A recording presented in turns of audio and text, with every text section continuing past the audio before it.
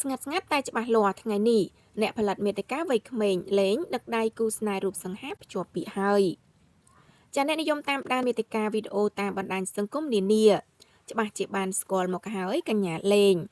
ចាដែលមានឈ្មោះនៅលើបណ្ដាញសង្គមនានាថាលេងចាដែល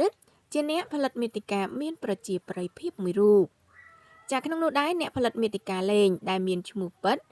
ចៅសៀវលេងរូបនេះចាត្រូវបានទទួលការចាប់អារម្មណ៍តាមរយៈការផលិតមាតិការបស់កញ្ញាចាតាមរយៈវីដេអូអប់រំកំសាន្តសម្រាប់ Fashion និងការរស់នៅប្រចាំថ្ងៃជាដើម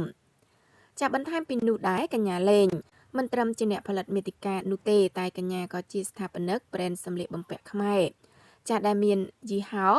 Double L ចាដោយមានទាំងចំណេះដឹងចារូបសម្រស់និងសមត្ថភាពព្រមគ្នានោះកញ្ញាលេងក៏ត្រូវបានក្លាយទៅជាអ្នកផលិតមាតិកាមួយរូបចាដែលមានទីផ្សារការងារយ៉ាងច្រើន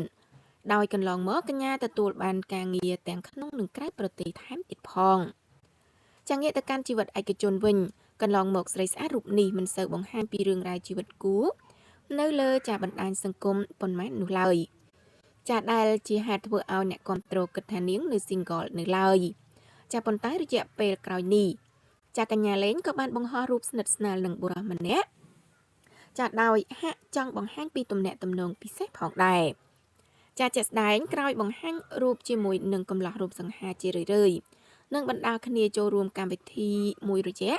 នៅថ្ងៃទី22ខែមេសាឆ្នាំ2026នេះកញ្ញាលេងបានធ្វើឲ្យអ្នកគ្រប់គ្រងមានការភ្ញាក់ផ្អើលយ៉ាងខ្លាំងក្រោយមិត្តភ័ក្តិក្នុងវិស័យផលិតមាតិកាបានបង្ហោះរូបភាពថ្ងៃភ្ជាប់ពាក្យរបស់នាងចាទន្ទឹមនឹងមានការចាប់ភ្ញាក់ផ្អើលនោះដែរអ្នកគ្រប់គ្រងក៏បានចូលរួមអបអរសាទរដល់អ្នកផលិតមាតិកាលេងនិងគូដណ្ដឹងនៅក្នុងថ្ងៃពិសេសព្រមទាំងទន្ទឹងរង់ចាំថ្ងៃមង្គលការរបស់អ្នកទាំងពីរមកដល់ផងដែរ